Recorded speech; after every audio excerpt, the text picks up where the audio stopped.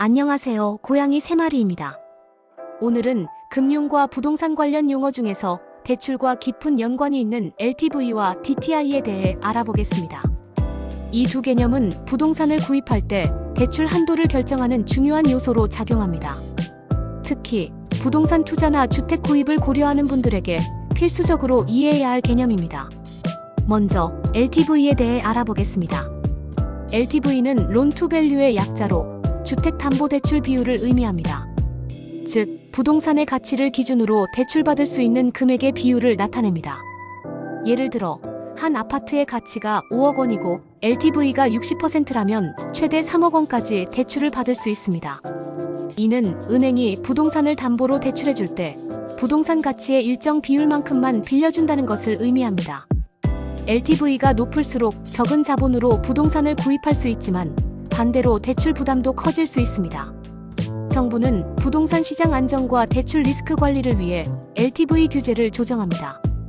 예를 들어 부동산 가격 상승이 과열될 경우 LTV 비율을 낮춰 대출 한도를 줄이고, 반대로 부동산 시장이 침체되면 LTV를 완화하여 대출을 늘리는 방식으로 시장을 조절합니다. 따라서 LTV 규제는 부동산 정책과 밀접한 관련이 있습니다. 다음으로 DTI에 대해 설명하겠습니다. DTI는 Debt to Income의 약자로 총부채 상환 비율을 의미합니다. 이는 대출자의 소득 대비 부채 상환액의 비율을 나타내는 지표입니다. 예를 들어 연소득이 5천만 원이고 연간 부채 상환액이 2천만 원이라면 DTI는 40%가 됩니다. 즉, 소득의 40%가 대출 상환에 쓰인다는 뜻입니다. DTI는 대출자의 상환 능력을 평가하는 중요한 기준이 됩니다. 일반적으로 DTI가 높을수록 대출 부담이 크다는 의미이며, 금융기관에서는 대출자의 상환 능력을 고려하여 일정 기준을 초과하는 경우 대출 한도를 제한합니다. 특히 주택담보대출을 받을 때 DTI 규제는 신용 위험을 줄이기 위한 주요 수단으로 활용됩니다. 정부는 가계부채 관리와 금융 안정성을 위해 DTI 규제를 활용합니다. 만약 부동산 시장이 과열되고 가계부채가 급증할 경우 DTI 규제를 강화하여 대출 규모를 줄이고 금융시장의 건전성을 유지하려 합니다. 반면 경기가 침체되거나 소비를 촉진할 필요가 있을 경우 DTI 규제를 완화하여 대출을 쉽게 받을 수 있도록 조정하기도 합니다. LTV와 DTI는 부동산 대출과 직접적인 관련이 있으며 대출을 계획하는 사람들에게 중요한 영향을 미칩니다. 예를 들어 집을 구매할 때 LTV가 60%이고 DTI 규제가 40%라면 본인의 소득과 부동산 가치를 고려하여 대출 가능 금액을 산출해야 합니다.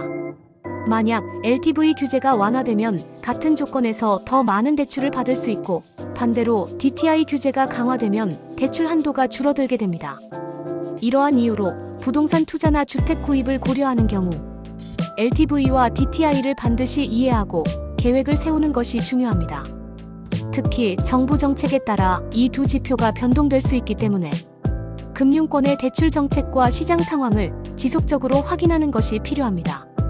마지막으로 LTV와 DTI를 적절히 활용하면 부동산 자산을 효과적으로 운용할 수 있습니다. 하지만 과도한 대출은 경제적 부담을 초래할 수 있으므로 자신의 재정 상황을 충분히 고려하고 신중하게 대출 계획을 세우는 것이 중요합니다. 금융과 부동산 시장의 변화를 잘 이해하고 준비하면 보다 안정적인 재정 관리가 가능할 것입니다. 오늘은 LTV와 DTI의 개념과 차이점, 그리고 이들이 대출과 부동산 시장에 미치는 영향을 살펴보았습니다. 이 내용을 바탕으로 대출을 계획할 때 신중하게 판단하시길 바랍니다. 감사합니다. 영상이 유익했다면 좋아요와 구독 부탁드립니다.